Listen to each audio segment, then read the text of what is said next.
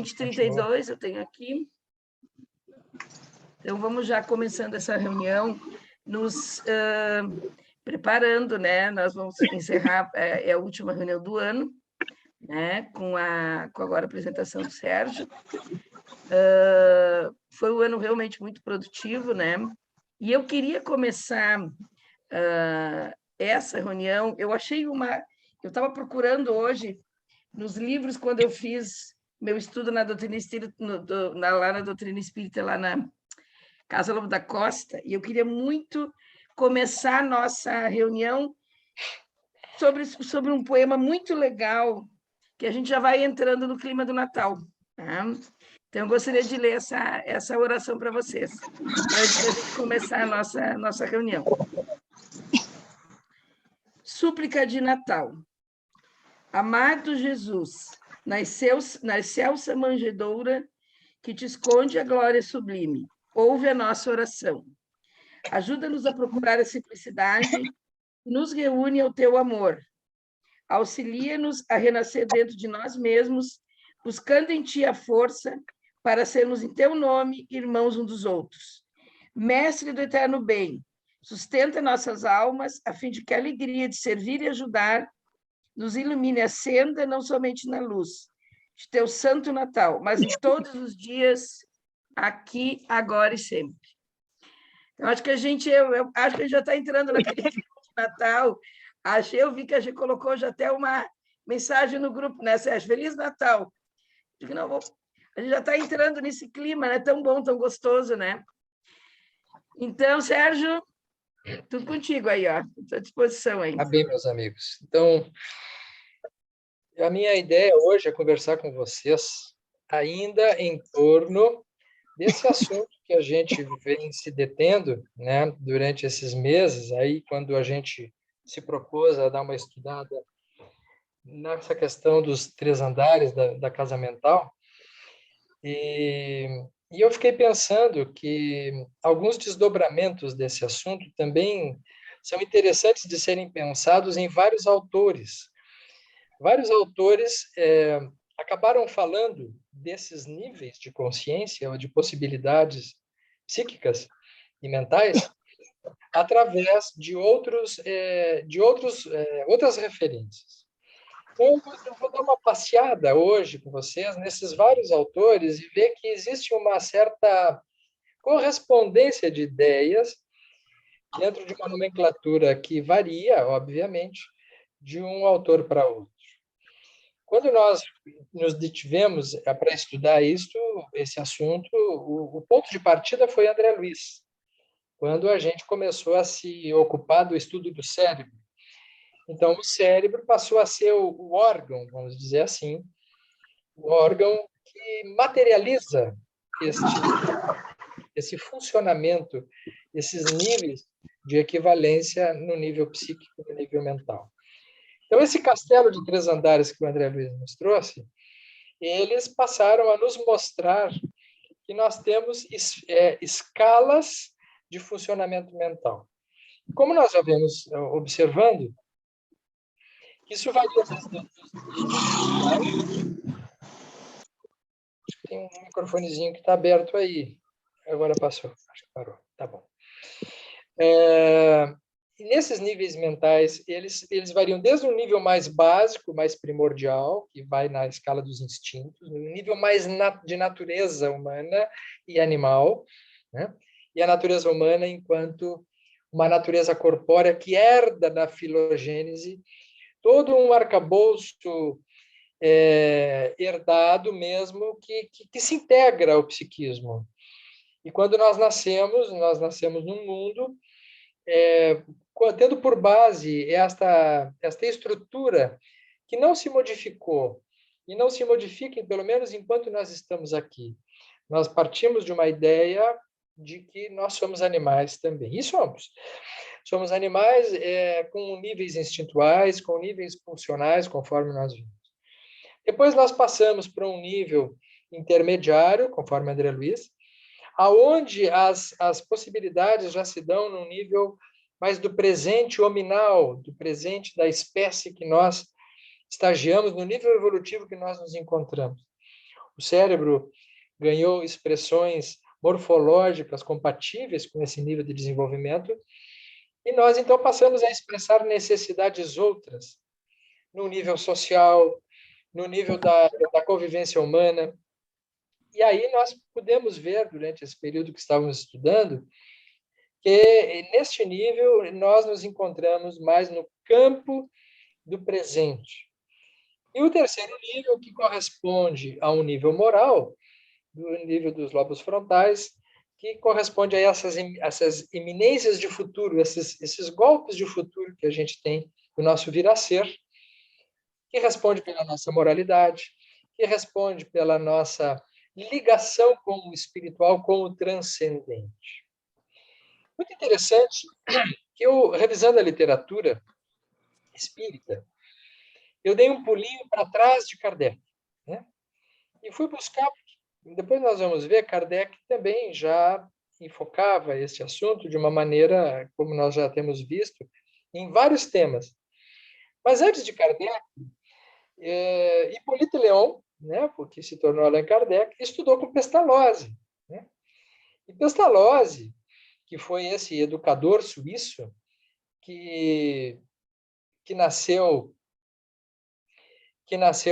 em Zurique, né, que viveu em Zurique, nasceu em 1746, portanto, 100 anos antes do Espiritismo, mais ou menos, estava nascendo Pestalozzi.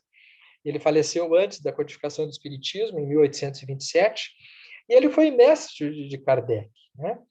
O Pestalozzi foi um cara tão fantástico que ele lançou fundamentos psicológicos da educação, né? Ele achava que a educação podia elevar os homens, né? Que era exatamente através da educação que nós vamos transitando de um nível mais básico para um nível superior, que eu vou chamar a atenção para a gente prestar atenção agora aqui, que é assim, como ele já citava esses 3 níveis da casa mental, inclusive dando os nomes que depois a gente acabou usando, que o Pestalozzi já se valia. Para o Pestalozzi, o lar era a melhor instituição de educação, né? Era a base da formação política, moral, religiosa. Então, ele condenava qualquer processo punitivo, as recompensas e as punições, né? Então, todas as questões disciplinares, elas eram discutidas num ambiente em que era valorizado a opinião, o espaço do outro. Lembrando que Pestalozzi é um discípulo de Rousseau, né? Então, Pestalozzi, ele então inaugura uma nova forma de trazer esta compreensão dentro do campo da educação. E quando Kardec ele vai ser discípulo de Pestalozzi, Kardec irá herdar dele o que nós vamos ver depois nas leis morais, aquilo que Pestalozzi dividiu em 3 estados. Pestalozzi, então, portanto, desenvolve uma ideia de 3 estados, ele não chama mentais, mas estados psicológicos, diria, né? Ele dava esta noção, né? E ele chamou o primeiro estado de estado natural. Para Pestalozzi, o estado natural era o ser mais básico. Portanto, estamos já revisando o conceito de André Luiz, né, do cérebro inicial, no primeiro andar da casa mental. Para Pestalozzi, ele já falava em estado natural. E aí, Kardec, quando escreve o Espiritismo, a codificação e o livro dos Espíritos, e quando ele vai nas leis morais, ele chamará de leis da lei natural. A lei natural, as leis morais de Kardec, que são divididas em 10, ele vai chamar de lei natural. E dentro da lei natural, a gente já viu, ele vai estudar a lei de reprodução, lei de conservação, lei de destruição. E Pestalozzi já falava no estado natural. E ele dizia assim que não é possível a vida na sociedade dentro de um estado natural apenas. Então, ele classifica que se o primeiro estado era um estado natural, um estado de natureza, um estado bruto, um estado instintual, que todos nós temos, um segundo estado é exatamente o estado social. Então, ele dizia assim, que a simples satisfação ela é uma cota do estado natural. Então, o estado natural seria um impulso que busca satisfação. Como nós vimos depois, mais adiante, final do século XIX, Freud irá trazer exatamente esse conceito. Né? No conceito de id e de pulsões, ele irá dizer, sim, o ser natural, né, instintual, pede satisfação. E Pestalozzi falava que a esperança é a cota do estado social. Né? Então, ele dizia assim, que a estrutura social ela repousa em outras coisas que o ser humano precisa fazer para poder ultrapassar o estado natural. Então, ele dizia assim, a propriedade, o lucro, a profissão, a autoridade, são leis artificiais para satisfazer a natureza animal, exatamente pela escassez da liberdade dessa animalidade dentro de nós. Isso é muito interessante, porque quando nós precisamos cercear o ser natural, nós precisamos achar um caminho para isso. Né? E Pestalozzi já falava nessas representações. Né? Essas representações seriam, então, como se fossem um estado depois que Freud da sublimação, quando nasce a cultura. A cultura, então, é exatamente o estado social. Mas Pestalozzi, então, não se detém aí. Ele diz assim, isso não é o suficiente para o ser humano. Nós temos, então, um terceiro estado, que é o estado moral. O estado moral é aquele que é capaz de abdicar, inclusive, de necessidades pessoais, para poder oferecer alguma coisa de útil para os outros e se satisfazer com isso. Eu vejo que interessante. Pestalozzi falava já de estado natural, estado social e estado moral, assim como André Luiz. Cérebro inicial, cérebro intermediário, cérebro superior. Né? Casa mental, nível instintual, nível intermediário, nível superior. Vamos encontrar Kardec nos falando desses níveis também, dentro de uma classificação que lembra muito Pestalozzi, que não é de se surpreender, porque ele foi discípulo de Pestalozzi. Então, quando ele vai nos falar de lei de sociedade, lei de liberdade, lei de igualdade, ele está reproduzindo os ensinamentos do mestre. E aí eu fico pensando, isso é um pensamento meu, né, que quando Kardec codifica o Espiritismo, ele tem a instrução dos espíritos, a gente diz assim, o Espiritismo não é de Kardec, o Espiritismo é dos espíritos. Sim, a revelação é espiritual, mas a codificação é de Kardec. O trabalho humano foi de Kardec. Kardec fez praticamente sozinho aquilo. Né? No momento que ele descreve aqueles ensinamentos dos espíritos, dividindo em várias leis morais, ele está seguindo um aprendizado que ele teve. Né? E o aprendizado foi exatamente no Pestalozzi. Quando ele fala em estado natural Pestalozzi, Allan Kardec a gente encontra em lei natural, encontra a lei de reprodução, como nós já falamos. Quando Pestalozzi fala em leis estado social, nós lembramos de Kardec falando de lei de sociedade, lei de igualdade, lei de liberdade. Então, a gente vê que o codificador, que o pedagogo naquele momento, ele organiza esses conhecimentos naquilo que ele chamou de leis morais. Quando vem André Luiz, mais adiante, ele revela através da psicografia do Chico, esses ensinamentos baseados no cérebro, ele foge dessa classificação. E ele traz, então, um funcionamento cerebral. E faz uma analogia da mente, do psiquismo dentro desses estados. Então, a gente vê como que a doutrina espírita ela vai evoluindo na sua apresentação. Mas vemos que existe um eixo de entendimento, de linguagem, e que tem ligação com aquilo que a Irvênia nos fala muito nas aulas dela, do vetor, né?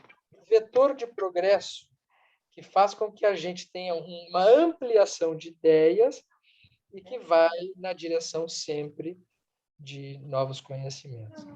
Então, eu inicio trazendo essa ideia para a gente juntar pelo menos esses três autores, Pestalozzi, Kardec e André Luiz, nos falando destas congruências, né? Destas congruências que a gente pode encontrar nesses três níveis de ensinamentos ou de compreensões.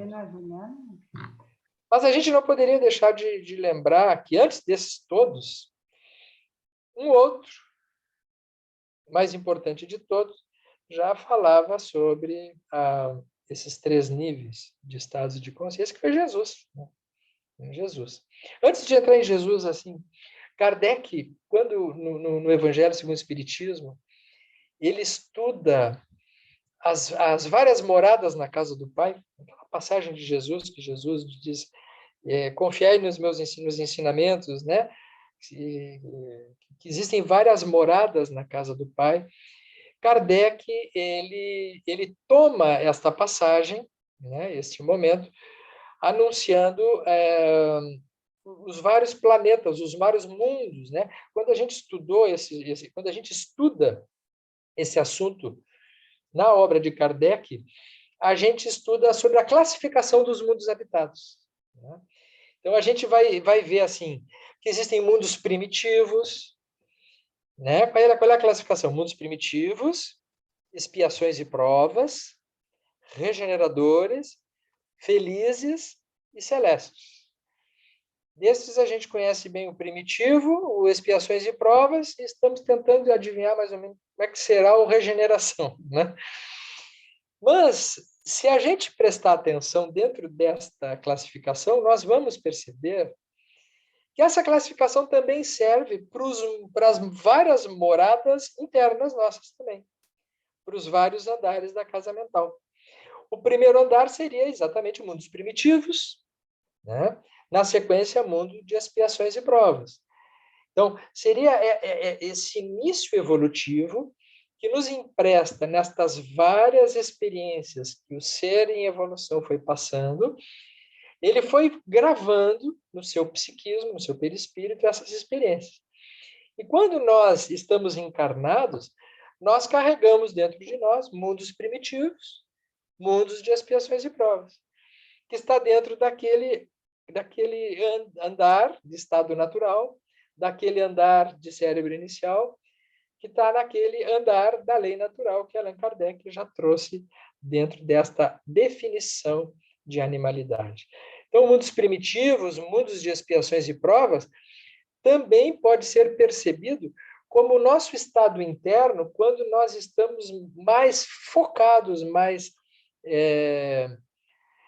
situados nesse primeiro nível, né? Que é um nível da onde nós partimos, que é um nível da onde nós vamos partir, e não apenas partir. Em muitos momentos, nós vamos permanentemente termos que passar por ele. Depois nós vamos falar um pouquinho mais sobre isso. A segunda escala das moradas, a terceira escala, portanto, seriam os mundos regeneradores. Parece que aí, entre mundo de expiações e provas e mundos regeneradores, nós estamos falando do segundo andar.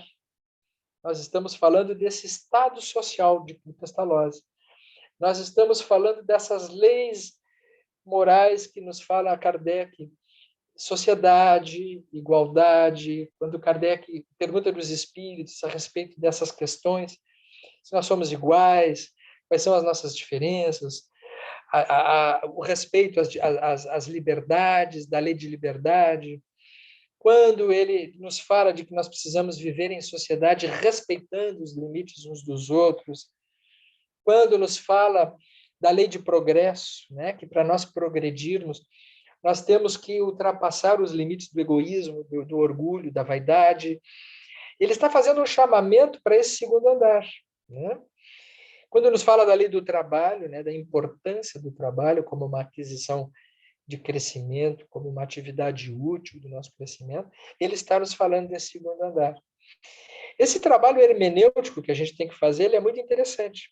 Quando a gente volta a ler um autor com os conhecimentos de agora e descobre que o autor, naquele tempo, ele não sabia do que ele estava falando, que viria depois confirmar aquilo que ele falou naquele tempo.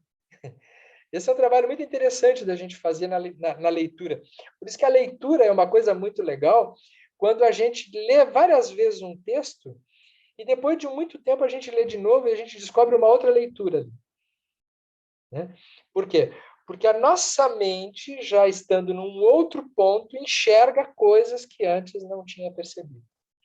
E quando a gente lê um autor, por exemplo, se eu leio Pestalozzi sem conhecer André Luiz, esse é um Pestalozzi. Se eu leio Kardec sem conhecer André Luiz, esse é um outro Kardec. Quando eu leio Kardec, já conhecendo André Luiz, sabendo desses 3 andares, eu leio as leis morais percebendo essa gradação. Quando eu leio Kardec, Epestalose, vendo que isso existe uma escala evolutiva interna também, eu entendo que essas moradas que ele falava pode também se referir internamente a nós, como os mundos regeneradores e os mundos felizes. Então, no mundo regeneradores, provavelmente, diríamos, já será quando nós estivermos, provavelmente, na minha opinião, isso ainda vai demorar algumas gerações, né, para que a gente possa efetivamente situar essas leis morais que correspondem a esse nível da regeneração, são as leis de sociedade, de igualdade, de liberdade, de progresso, né?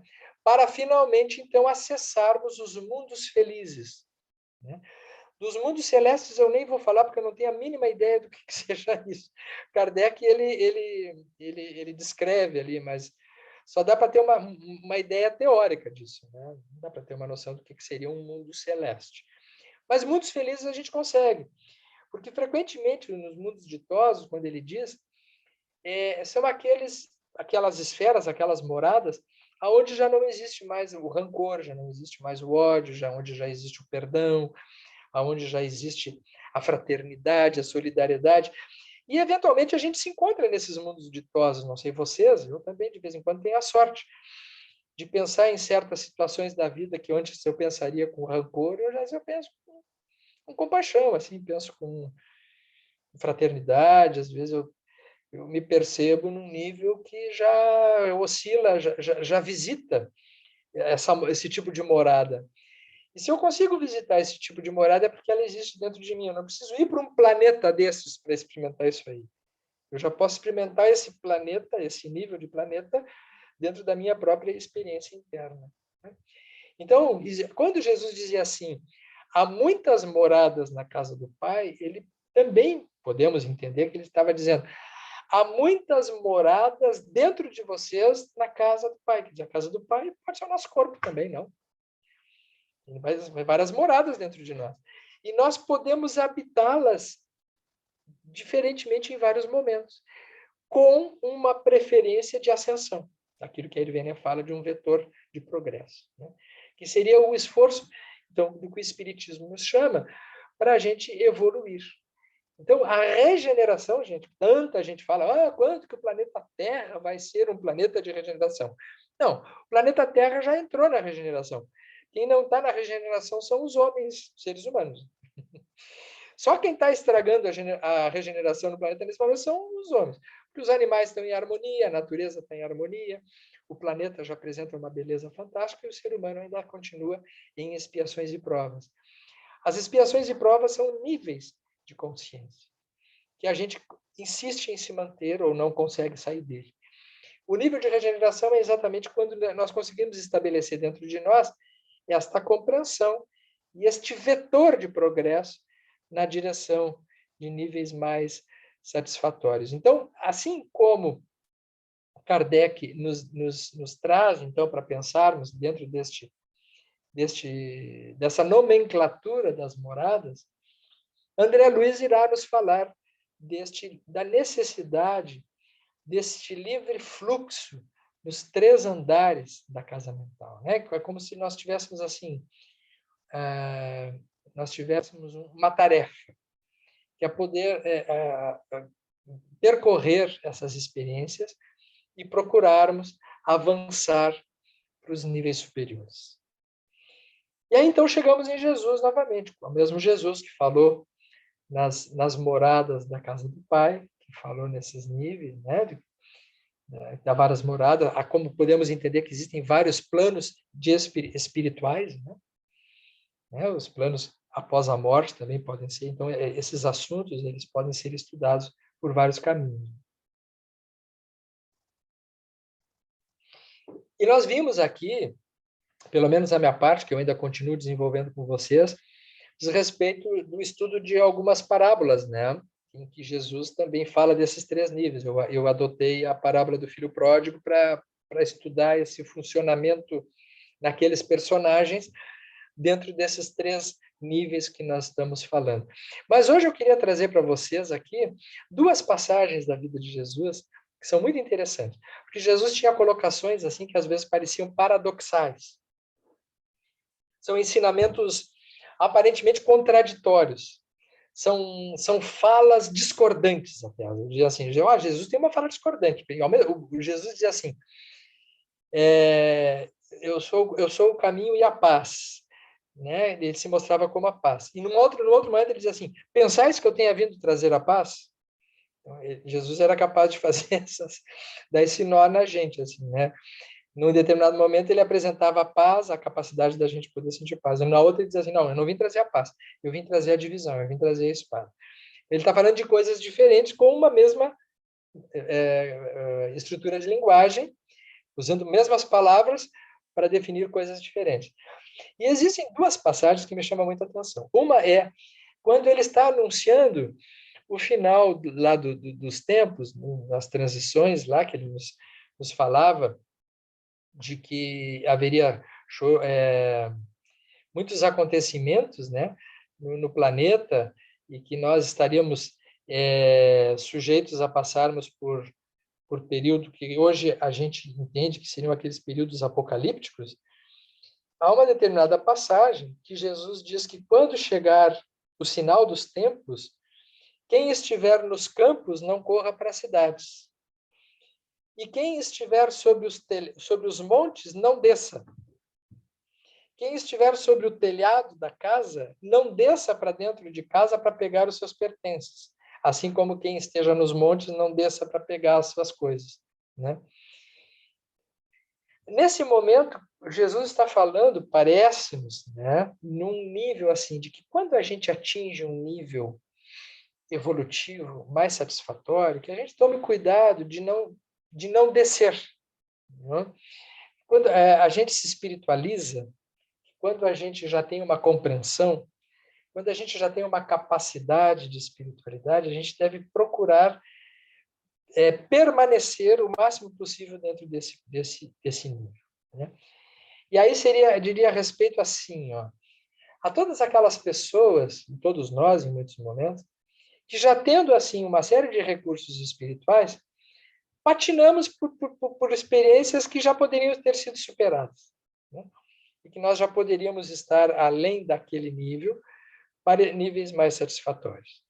Então, quando a doutrina espírita nos fala, através de Kardec, que reconhece o verdadeiro espírita pelo esforço que faz para dominar suas más inclinações, ele está se referindo a esse nível de ensinamento que Jesus diz assim, olha, quem estiver nos montes não desça, quem estiver nos campos não vá para a cidade, quem estiver nos telhados não desça, né?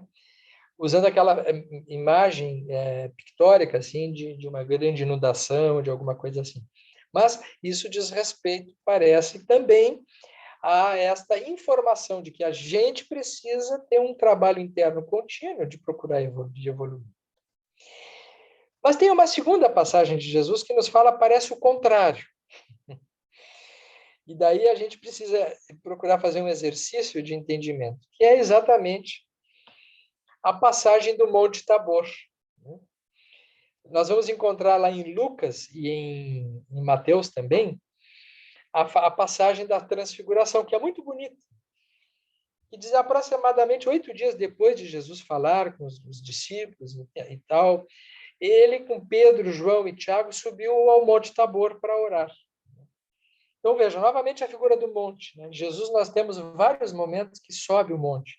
No momento do Sermão da Montanha, foi sobre o monte. Né? Essa passagem que a gente citou anteriormente, ele cita novamente o monte. E nesse momento ele sobe um monte, um outro monte, que é o Monte Tabor, para orar. Enquanto ele orava, a aparência do rosto dele se transformou. Então, diz o evangelista que as roupas de Jesus ficaram alvas, resplandecentes, como o brilho de um relâmpago. E eles estavam meio dormindo ali, estava o Pedro, o Tiago e o João, estavam tudo meio adormecendo. E quando eles meio que acordaram, eles viram aquela luminosidade em Jesus e apareceram 2 homens ao lado dele, conversando com Jesus. E eles reconheceram que seria Moisés e Elias, né? Apareceram dentro daquela transfiguração. E o Pedro e os companheiros que estavam dominados pelo sono, que acordaram naquele momento e viram aquela imagem resplandecente, eles se maravilharam. Eles ficaram encantados, assim, e disseram assim: mestre, é maravilhoso a gente estar aqui, né? Façamos 3 tendas, uma para ti, outra para Moisés e outra para Elias, e vamos permanecer aqui. Vamos permanecer no monte. Vamos permanecer nesse nível. Vamos ficar nessa contemplação, nesse estado de beatitude. Vamos ficar nesses mundos felizes, nesse terceiro nível da casa mental. Agora sou eu, né? Agora sou eu, assim, fazendo uma ampliação dessa diafragma. Isso aí não tá no Evangelho, não está na Bíblia, tá? Não estou comprando gasolina para rodar no final de semana. Então, enquanto ele estava falando sobre isso, ele então diz assim: vamos permanecer aqui, mestre. E Jesus então dá uma mensagem inesquecível naquele momento. Ele diz: é preciso descer. É preciso descer. Naquela passagem anterior diz assim: quem estiver sobre os montes, não desça. Quem estiver sobre o telhado, não desça. E nessa ele diz assim: é preciso descer. Qual é a diferença? Qual é a diferença? A diferença nos parece que no primeiro exemplo, ele está falando assim: não desce para um lugar moral que você não precisa mais estar. Mas neste exemplo, ele fala que o nosso movimento de descida é de nós termos um livre fluxo dentro de nós, com toda a nossa história, com todos os nossos níveis de consciência, para que a gente possa descer em vários momentos da nossa vida de estados que seriam aqueles os ideais, e aí nós vamos dar uma série de exemplos que eu quero pensar com vocês, né? Porque quando Jesus desce, ele então se mistura com o povo. E logo depois disso é que ele será então crucificado mais adiante, deixando o grande exemplo dele de que é no meio do humano, no meio da sociedade, da onde nós vivemos, que nós devemos estar, né? Que nós devemos conviver. Porque estas condições internas, elas precisam ser desenvolvidas dentro de nós.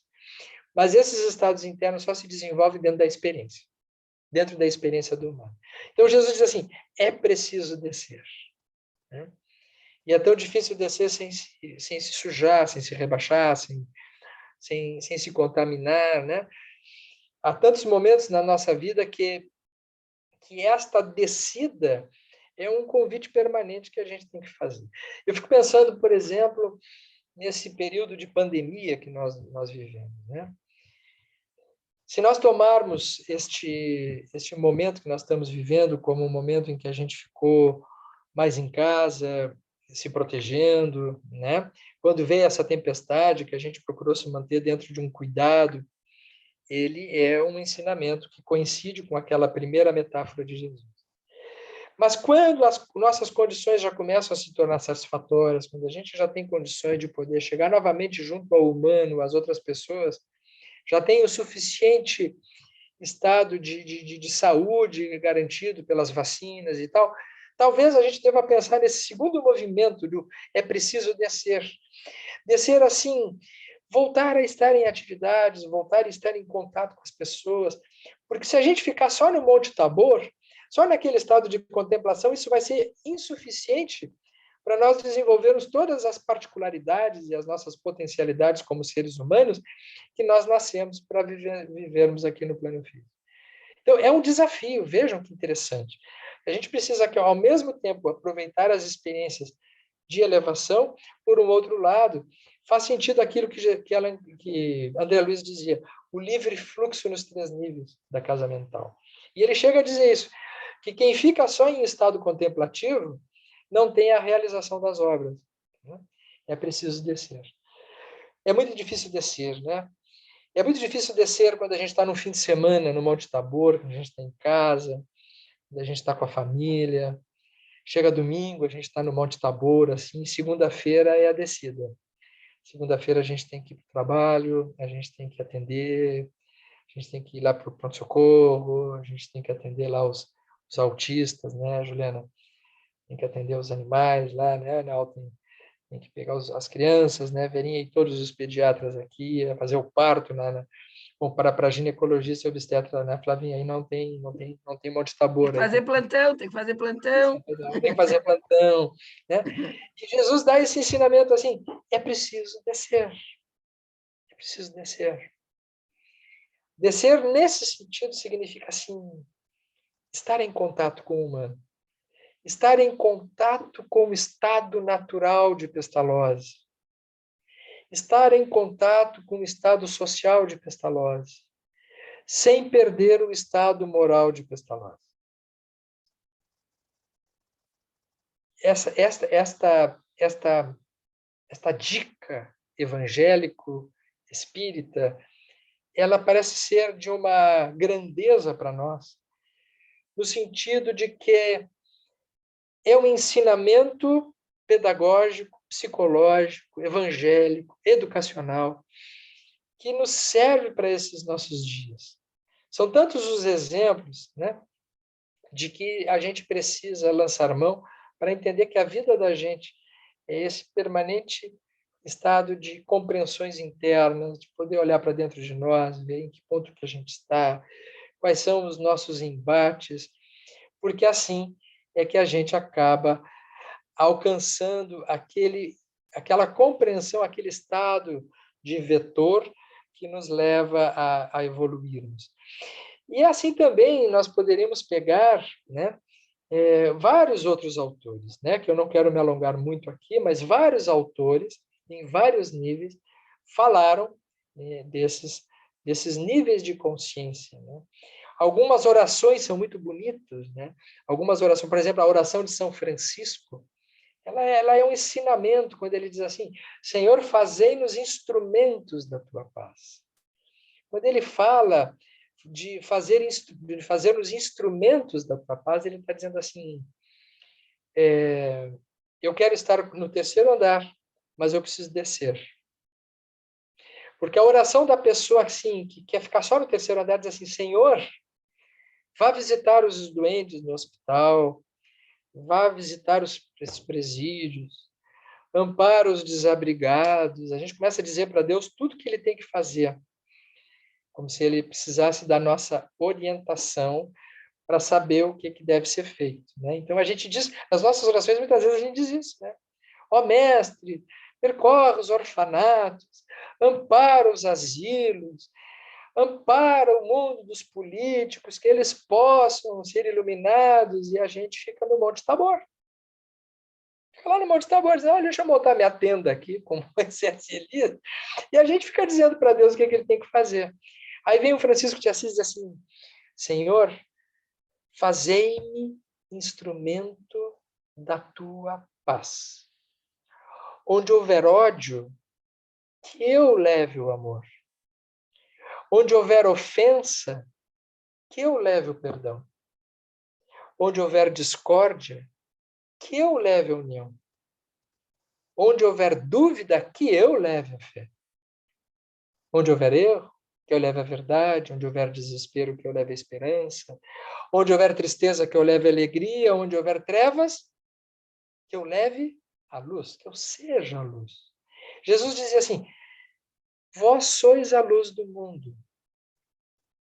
É muito interessante que Jesus recusa essa tarefa. Ó mestre, tu és bom. Por que me chamais de bom? Vós sois a luz do mundo. Vós sois o sal da terra. E o sal, ele só é sal quando ele está misturado com o alimento. Ele só tem sentido se ele estiver junto com a massa. Vós sois o fermento que deveis levedar a massa. Para que serve um fermento se ficar no Monte Tabor do vidrinho no armário? O fermento só tem sentido se ele estiver na massa e estiver sendo amassado para que ele mostre a propriedade de Deus. Vós sois o fermento, vós sois o sal, vós sois a luz. E São Francisco de Assis, compreendendo muito bem isso, nos orienta com toda a sua maestria, dizia assim: mestre, fazei com que eu procure mais consolar que ser consolado, compreender que ser compreendido, amar que ser amado. Por quê? Porque é dando que se recebe, é perdoando que se é perdoado, é morrendo que se vive, que se nasce para um outro tipo de experiência de vida, que ele chamou de vida eterna. Então, esta mensagem da oração de São Francisco nos remete também novamente à mensagem de Jesus dizendo: é preciso descer. É preciso descer não para viver nos níveis inferiores, mas para poder experimentar neste nível a nossa própria capacidade de competência, de maturidade e de evolução. E tomara, né, gente, que neste final de ano, que a gente está chegando a um momento de encerramento das nossas atividades, que a gente possa ir assimilando esses conceitos dentro de nós, levando para a nossa experiência, sem muita pretensão, né? Sabendo que a gente vai estar sempre aprendendo sempre. E eu acho que esse nosso grupo aqui, o grupo da AME Pelotas, ele é um grupo que se propõe a isso, né? Da gente poder refletir juntos, da gente poder estar juntos, poder ter os nossos questionamentos, as nossas dúvidas, conjugando isso com uma prática de espiritualidade satisfatória, tentando absorver o melhor ambiente que a espiritualidade nos reserva em momentos como esse. Eu quero agradecer a vocês a oportunidade de ter esse ano todo convivido juntos, de termos desenvolvido outras possibilidades de estudo e de termos a alegria de chegarmos até o final deste ano aqui encarnados, o que já é uma grande coisa, né? E com saúde maior ou menor, relativa, um pouco maior, um pouco mais, mas com saúde suficiente para poder estar estudando essas questões da doutrina espírita. Que Jesus possa nos ensinar a descer, que a gente possa encontrar com ele no Monte Tabor, que a gente possa ser essa companhia dele, junto com essa transfiguração dos níveis superiores, mas que a gente não se recuse a entrar no mundo, a participar da vida, a estar uns com os outros, dentro do campo possível, das nossas possibilidades, dos nossos alcances, para podermos fazer sempre mais. Meu grande abraço. Eu deixo livre para vocês aí, se quiserem fazer algumas considerações, colocar alguma coisa. E está dado o meu recadinho, velhinho, de palestra de encerramento da Pelotas de 2021. Obrigado. Gente, está aberto para quem quiser comentar aí. Eu fiquei lembrando, assim, né, Sérgio? Eu até começando, vou fazer um comentário, depois o pessoal gostaria de comentar, e fiquei lembrando realmente quantas vezes a gente desce e não consegue subir, né? Do que a gente estudou bastante esse ano, né? Eu fiquei pensando muito assim, né, Sérgio? Nossa, eu fiquei mais no primeiro andar, acho que eu fiquei muitas vezes no primeiro andar, né? E lembrei também que eu acho que algumas vezes eu consegui ficar no terceiro andar, né? Mas não sei se eu consegui permanecer. Então, eu acho que essa reflexão para a gente, com esse grupo que a gente está aqui, eu acho que é isso que é importante, né? Porque nós somos um grupo privilegiado, né? Eu até assim, eu estava comentando ontem com o Departamento de Comunicação do nosso grupo recém-formado, eu participando agora das atividades com a AME Brasil, né, do projeto que a gente está costurando, né, sobre abuso infantil, eu fiquei assim encantada de ver o que o Sérgio já sabe já há muito tempo, que até, né, os mais antigos fundadores lá da AME, de que como a nossa AME é muito forte, né? Porque eu tenho participado assim de muitos eventos que às vezes tem 3, 4, comentei ontem até com o pessoal, e o nosso grupo se manteve muito firme.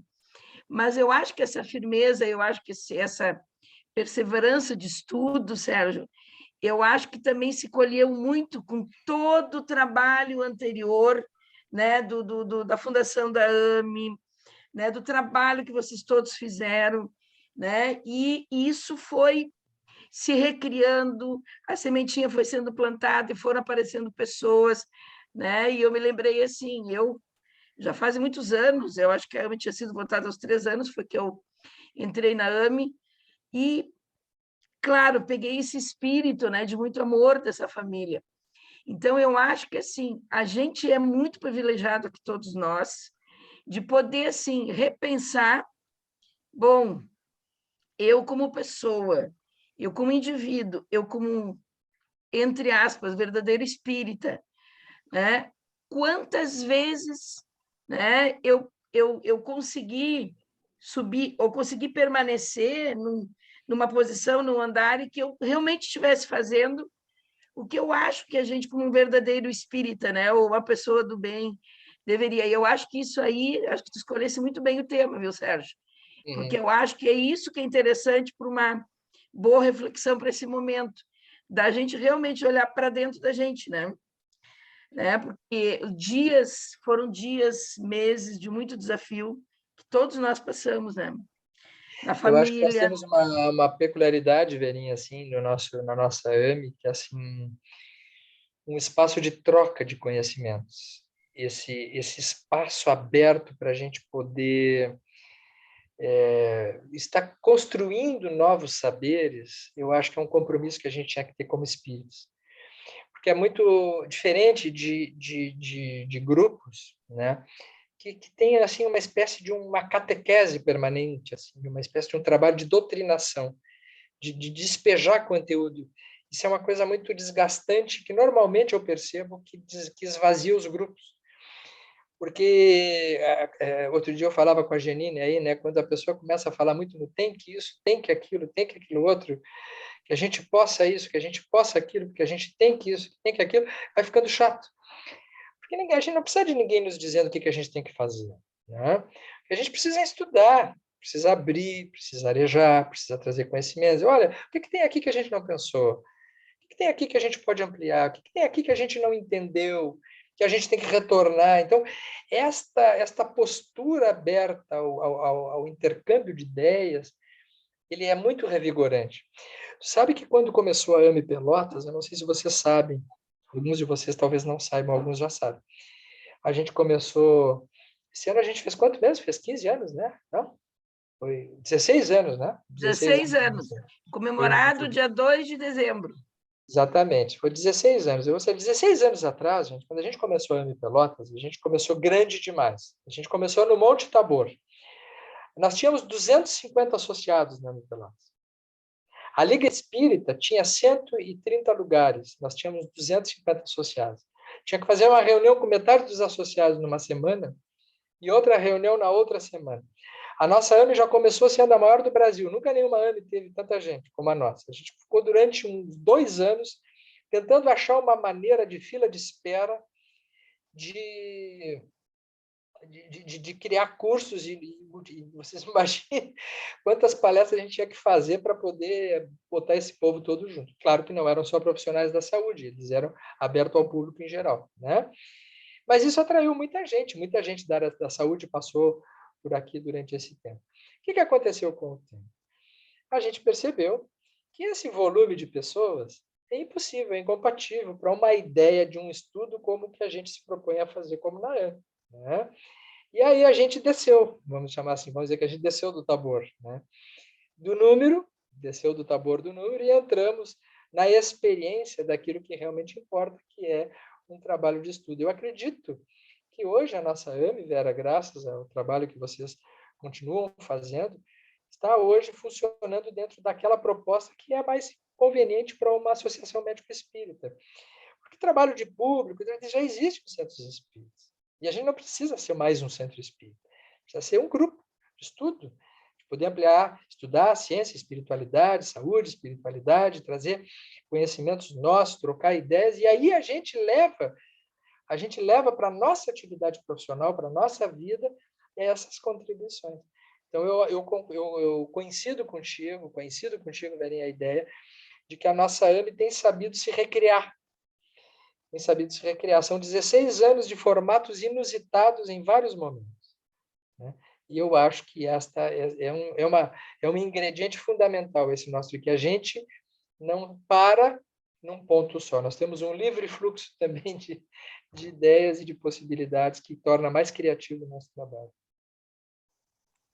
E uma coisa que até eu vou repartir aqui, né? A gente agora, que fundou agora esse departamento de comunicação, eu achei tão legal que as pessoas que estão participando, que foram convidadas a participar, né, são pessoas que entraram com muito amor realmente, né?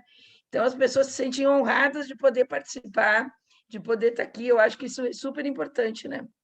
Quem mais gostaria de comentar aí, pessoal? Está aberto aí, hein? Fala, Alten. Alten. Já vi tua mãozinha, viu? Então, uma questão que eu entendo aqui que é fundamental é companhia. Eu sou um indivíduo que já li muito sobre espiritismo, botou Pestalozzi, já li Pestalozzi, e Pestalozzi já me fugiu da memória.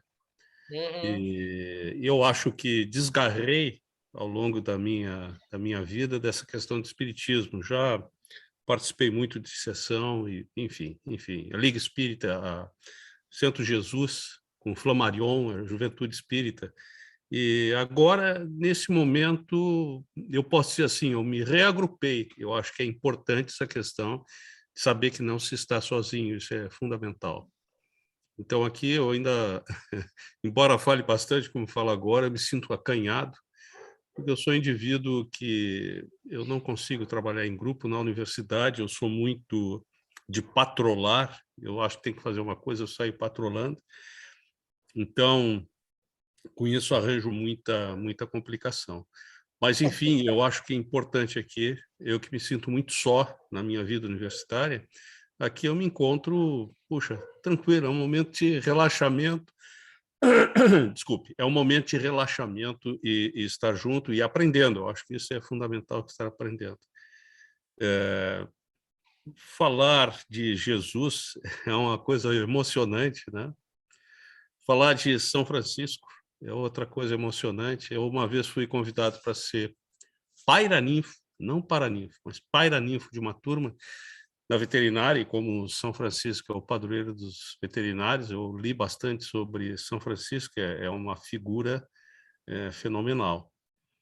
Mas me bateu uma coisa aqui na cabeça quando falou de São Francisco, e aí, falando da Juliana especificamente, nós temos o censo agora do IBGE que vai ser feito, e eu gostaria de sugerir, eu sou veterinário, que nós pensássemos, que todos nós pensássemos, isso não é uma ação política, é uma ação de preocupação com a humanidade, que está aumentando demais, e coloco isso como uma reflexão espírita, está aumentando demais o número de crianças com síndrome de... Puxa, me fugiu o termo agora, de Autista? autismo. Nos Estados Unidos, em 1974, dados que a Juliana me passou, né? Era 1 a cada 10 mil, agora são 1 a cada 54 crianças. E eu falava para agricultor familiar a semana passada em Canguçu, e por acaso o vice-prefeito disse que não tinha nenhuma criança autista, no momento tem 14 crianças autistas. E aí vem a situação na escola, isso, né? Na escola que ele leciona. E agora vem a situação dos tempos, fim dos tempos, né? O quanto é físico, fim do espaço físico, de fato, a questão vem um traumatismo, e quanto é psicológico, quanto isso nos desagrega. Tem um ditado que diz que Deus perdoa sempre, o homem perdoa de vez em quando, e a natureza jamais perdoa. Nós estamos num espaço assim de leis da física, exatamente leis da física. E o quanto eu me pergunto, porque leio sobre questões de meio ambiente, Sérgio, quanto não descer de fato do morro, porque o mundo vai estar numa situação terrível, ou não descer do morro exatamente para não descer das questões que a gente já evoluiu, embora tenha a máxima espírita que não há regresso, né? É só progresso. Enfim, eu acho que fiz alguns devaneios aqui, mas são questões importantes do momento que nós vivemos. E, de novo, só reforçar a alegria de estar ombreados aqui, estar junto com vocês. Isso, para mim, é importante nesse momento.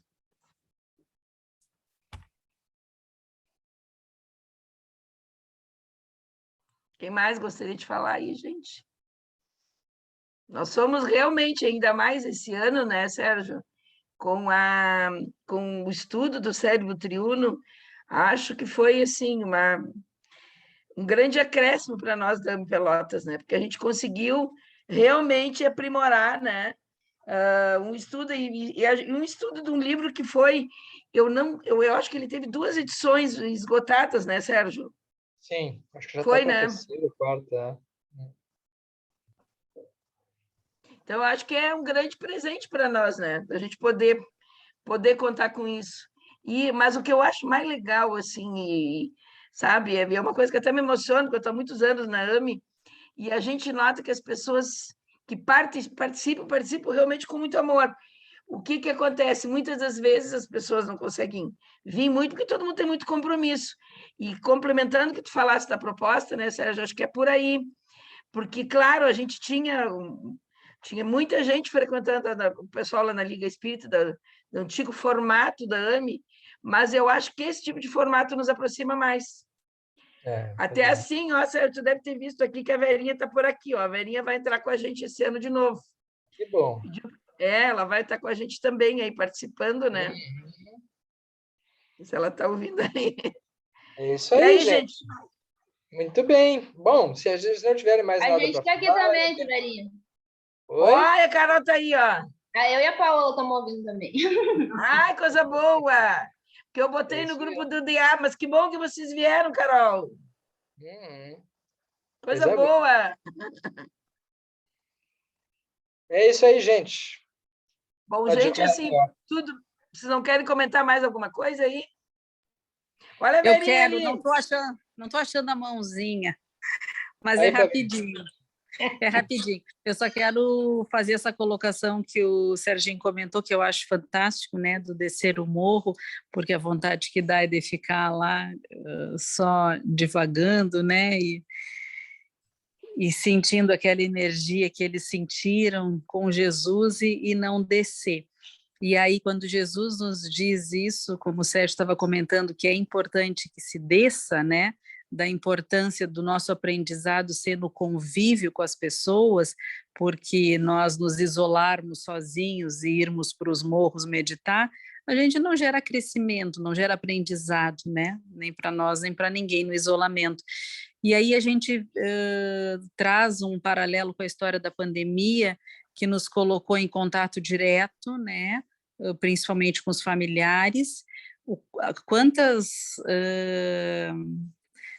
situações isso trouxe, né, de conflitos, mas também de crescimento, né, de relações familiares de todas as formas, e o quanto também nós vimos que muitas pessoas usaram da pandemia para um afastamento e aí sim não relacionarem, né, aproveitarem essa desculpa de não poder se encontrar e evitar de ver as pessoas, inclusive pais, né, pessoas mais idosas, a gente vivenciou muito isso. Então, eu acho que o grande legado dessa história que o Serginho trouxe e que dá para a gente juntar com o aprendizado que a gente, né, ainda não tem nem noção que nós vamos tirar com a história toda dessa pandemia, desse afastamento, é que para a gente aprender e crescer, a gente precisa estar junto, é conviver, é nos desafiar, né, com as pessoas que nos desagradam por algum motivo que mexem com a gente, né, e que a gente precisa trabalhar esses sentimentos. Então, eu acho essa passagem assim bárbara, linda que o Serginho trouxe, e acho que é uma reflexão perfeita para esse encerramento da nossa AME, do quanto a gente precisa dos outros, a gente precisa do convívio, a gente precisa do afeto. Quem achou que era possível viver sem afeto, viu nessa pandemia o quanto vale um abraço, né? Então, era isso que eu queria deixar aqui, agradecer a Verinha e o Luiz pela condução que eles têm levado essa nossa AME, que tem sido fantástica, né? Essa mescla do estudo com os colegas de fora, trazendo situações aprendizados tão interessantes, como o dos transplantes, que falou aquele colega aqui de Porto Alegre, que foi uma aula belíssima. Então, acho que essa proposta, como o Sérgio diz, desse amadurecimento da AME, né, de a gente trazer uma troca de aprendizado, foi o maior ganho que a gente pôde ter para sair daquele comodismo de ficar só ouvindo o palestrante, né, que era a Sergetes, que a gente mexia, a liga bombava, porque todo mundo queria ouvir o Sérgio. Quando o Sérgio começou a recuar e a gente mesclar, né, o pessoal todo colaborar um pouco, aquilo começou a esvaziar, e o Sérgio sempre dizia, e isso a gente dava um nervoso, né, eu me lembro, e ele falava, isso é necessário, né? Quem deseja ficará comigo, com a Janine falando, com a Flavinha falando, com a Verinha falando, não importa. O estudo é essa troca, né? Porque esse é o crescimento que a gente tem. Então, eu fico muito feliz, muito contente da gente poder ter formado essa família com tanto aprendizado. Beijo, gente, era isso, minha fala. Flavinha, eu adorei o que tu falasse, me lembrei, bem verdade, da Sergetes, como o Sérgio falava, encontro seguido, né? A Rosa até esses dias conheceu algumas pessoas também próximas, que as pessoas querem muito voltar. E eu me lembro lá na época, quando teve a gente mudou o formato, eu e a Flavinha ficou meio receosa, né, Flavinha? Ah, será que isso vai funcionar? Né? E eu acho que realmente deu muito certo, né? E queria também essa observação da Flavinha da questão da... E deu muito certo por quê, gente? Porque todo mundo está participando, as pessoas estão contribuindo, cada um contribuindo com o melhor que tem, né? Então, eu acho isso muito legal. E eu fiquei pensando nessa questão, Flavinha, que tu colocou da pandemia, realmente como as pessoas estão precisando se abraçar. Sabe que eu assisti um professor falando de infecto, que é dos Estados Unidos, sobre essa questão agora das festas, e ele disse, a gente não vai conseguir mais proibir que as pessoas não se abracem. As pessoas estão carentes de abraço, estão carentes de amor. Então, abracem de máscara. Olha, eu achei tão legal isso, porque foi um falar diferente, eu não tinha visto isso ainda. Porque as pessoas dizem, não, usa máscara, fica longe. Gente, é complicado na família, né? Eu tive essa experiência porque eu tive... Minha família, todo mundo pegou Covid, eu fui a única que não peguei. E não foi fácil, viu, gente? Não foi nada fácil, foi bem difícil. Né? Eu tive que ter muita força e vontade, experiência própria, né? Quem é que não pegou Covid aqui? Quem é que não pegou? Boa pergunta. Poucos, hein? 2. Fica de mão. 3. Alicia. 4. E eu 5. Deixa eu ver, acho que tá igual, né? E agora quem pegou? Levanta a mão. 1, 2, 3, 4. 4, tem uma ainda tá. Mas tá igual, tá mais ou menos metade, 50%. Eu tive alguma coisa, como veterinário, eu acho que não foi Covid, mas, enfim, a Unimed disse que eu tive Covid, mas eu duvido, não sei, enfim. Dá para fazer o exame esse de... Bom, mas agora com a vacina não dá para saber, né? Agora não tem como. Alguém quer fazer mais algum comentário, gente? Então, assim, hoje acho que a gente não precisa ser estanque de horário, porque não foi esse o objetivo de aula, né? Porque é uma live de encerramento. E, claro, né, pessoal, a gente estrategicamente convidou o Sérgio, porque o Sérgio é nosso queridão, é nosso aí, né? Tinha que ser ele para fazer o nosso encerramento de hoje, né? E principalmente porque também tem toda a trajetória, né? Da AME, ele, a Janine, e tanta gente que também fez. A Rosa também é já lá do início, também está lá do início, né, Rosa? É bem do início também, a Rosa, a Delmira, né? Então, eu entrei em 2007 na AME. Olha aí. Foi 2 anos depois, né, Rosa? 2 anos depois. Eu entrei final de 2007. Mas então, gente, eu acho que, Só olha, para encerrar, Verinha, uma coisa, então, pode mais falar. uma curiosidade para então vocês que não sabem. Por que começou com muita gente na Pelotas? A gente começou em janeiro, um mês difícil. Lembra disso, Rosa, que eu conto sempre isso. Eu lancei um projeto para chamar pessoas, projeto Ame Pelotas. E não coloquei, que era Associação Médico Espírita de Pelotas. E era uma época que Pelotas estava com a autoestima lá embaixo. Eu não me lembro do que motivo era. E aquilo colou nas redes sociais, assim. Projeto Ame Pelotas. Então, a primeira palestra que eu fui estava hiperlotado de pessoas de fora do meio espírita. Para saber que projeto era esse de amar Pelotas. Aí o pessoal interpretava com Amar Pelotas também. Amar Pelotas. E tinha muita gente da imprensa, tinha gente de vários segmentos sociais. E quando eu não tinha me dado conta disso. Eu me dei conta na hora que eu ia falar. Na hora que eu ia falar, tinha aquela gente, o que esse pessoal está falando? E aí alguém me disse, não, a gente quer ver que o projeto é esse, Ame Pelotas. Que todo mundo dizendo, é fantástico essa ideia de amar Pelotas. E aí eu tive que fazer uma palestra completamente adaptada também para não frustrar essa expectativa. E aí eu coloquei que uma maneira de amar Pelotas era desenvolver espiritualidade na cidade também, do amor pela cidade e tal. E a gente estava lançando uma associação médico-espírita, mas que não era só para médicos, mas que era para também a comunidade aberta. E dali veio muita gente, que era de fora do meio espírita também, para o projeto Ame Pelotas. Eu me lembro, acho que cheguei depois em seguida. Agora me lembrei, a Elodie também é do início, né, Elodie?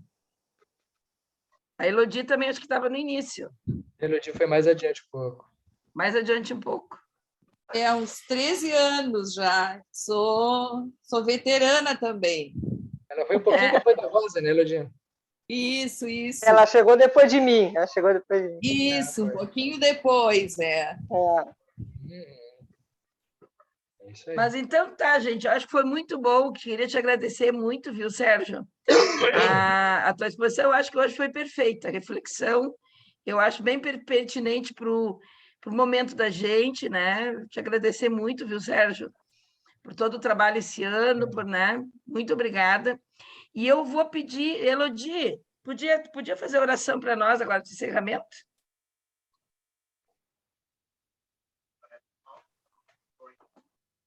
Microfone. Sim, desculpe. Então, amigos queridos, serenando a nossa alma, o nosso coração, a nossa mente, vamos agradecer a Jesus, nosso mestre e amigo, pela oportunidade de crescimento, de estudo, de compartilhamento de ideias, de sabedoria entre todo o nosso grupo. Que possamos permanecer unidos na fé, no amor, nos ensinamentos, que Jesus nos guie sempre com sua sabedoria e seu amor, para que possamos compartilhar e colocar em prática tudo aquilo que aprendemos, tudo aquilo que absorvemos durante os nossos encontros, as nossas leituras, as nossas ideias, e que Jesus sempre nos ampare para que esse caminho seja sempre dirigido para o bem maior e para o auxílio dos nossos irmãos mais necessitados. Que jamais possamos dizer que somos espíritos elevados e que não necessitamos mais de aprendizado, mas, ao contrário, que quanto mais nossa mente se expanda, mais consigamos compreender que o ensinamento, o aprendizado se faz necessário para que possamos amparar a nossa vida, o nosso amor, a nossa amizade, o nosso ensinamento, em primeiro lugar com a família, com os nossos amigos, no meio social, com a natureza e todas as formas de vida que nesse planeta se encontram e que, além de nós, seres humanos, também precisam muito do nosso amor e da nossa compaixão. Porque se assim não fosse, Deus não teria colocado tantas formas de vida neste mundo lindo e maravilhoso. Seríamos apenas e tão somente nós, os humanos. E não é assim que nós vemos. Então, ensina-nos, Jesus, a amar não somente aos nossos irmãos, mas toda a forma de vida e esse planeta tão lindo que o Senhor nos presenteou. Seja sempre nosso amigo, seja sempre nosso guia e abençoa a nossa vida em todos os momentos, de felicidade, de gratidão, de tristezas, de decepções, para que sempre consigamos elevar o nosso espírito no teu amor e no aprendizado. Que assim seja. Muito obrigada, viu? Elodie, já vou te dizer, então, que tu fizesse uma oração pensando nas formas, já consegui a doutora Irvene, ela vai falar para nós esse ano sobre animais e espiritualidade, viu? Que bom. Consegui já o horáriozinho na agenda dela bem lotadinha. Mas então tá, gente. Foi um prazer muito grande, eu em nome, né, quero agradecer para vocês, né, em nome do Luiz e a gente que teve a coordenação da AME, que isso, na verdade, não foi feito entre nós, foi feito em conjunto com todos vocês, né? Foi um prazer muito grande eu ter trabalhado com esse grupo. Eu sempre que entrei na AME, o César, o pessoal antigo sabe disso, eu comprei essa ideia, esse amor por essa família, que é uma coisa muito forte que eu tenho, e foi um prazer muito grande eu ter trabalhado com vocês esse ano, fiz com muito amor e tenho certeza que a gente vai permanecer esse trabalho nesse ano que começa. Está reeleita, está reeleita já. Lembrando que, viu, agora vinha outra notícia, vai ter atividade no verão, viu, gente? Vou avisar vocês depois, viu? Vai ter atividade, tá? Então tá, gente, um beijo muito grande, Feliz Natal para todo mundo. Feliz Natal para todos. Feliz Natal para todo mundo. Feliz Natal, bom ano. Beijo, Carolzinha. Beijo para todo mundo. Feliz Natal, gente. Tchau. Beijão.